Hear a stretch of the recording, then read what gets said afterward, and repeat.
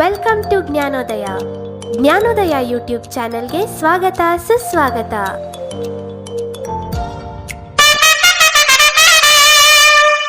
ಇಲ್ಲಿ ಮಾಡುತ್ತಿರುವಂತಹ ಕಂಟೆಂಟ್ ಯಾವುದೇ ರೀತಿಯ ಕಮರ್ಷಿಯಲ್ ಅಡ್ವರ್ಟೈಸಿಂಗ್ ಆಗಲಿ ಅಥವಾ ಯಾವುದೇ ರೀತಿಯ ಗ್ಯಾಮ್ಲಿಂಗ್ ಅಥವಾ ಬೆಟ್ಟಿಂಗ್ಗೆ ಉಪಯೋಗಿಸಿಕೊಳ್ಳಲು ಅವಕಾಶವಿರುವುದಿಲ್ಲ. ಆ ರೀತಿ ಉಪಯೋಗಿಸಿಕೊಂಡರೆ ಅದಕ್ಕೆ ನಾವು ಜವಾಬ್ದಾರರಾಗಿರುವುದಿಲ್ಲ.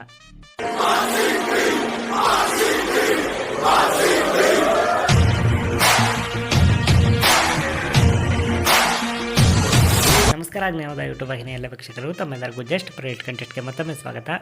ನಿನ್ನೆ ನಡೆದಿದ್ದಂಥ ಮ್ಯಾಚ್ ರಿಸಲ್ಟ್ನ ನೋಡಿ ಇವತ್ತಿನ ಪಂದ್ಯಕ್ಕೆ ಬರೋಣ.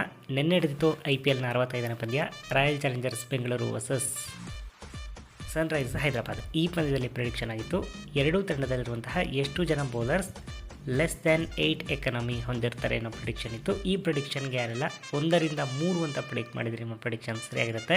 ಇನ್ನು ಇವತ್ತಿನ ಪಂದ್ಯಕ್ಕೆ ಬಂದ್ಬೋಣ. IPLನ 66ನೇ ಪಂದ್ಯ ಇವತ್ತು ನಡೀತಿದೆ ಜೈಪುರಲ್ಲಿ. Delhi Capitals versus Punjab Kings. ಈ ಪಂದ್ಯದಲ್ಲಿ ನಿಮ್ಮ ಪ್ರಿಡಿಕ್ಷನ್ ತುಂಬ ಸಿಂಪಲ್.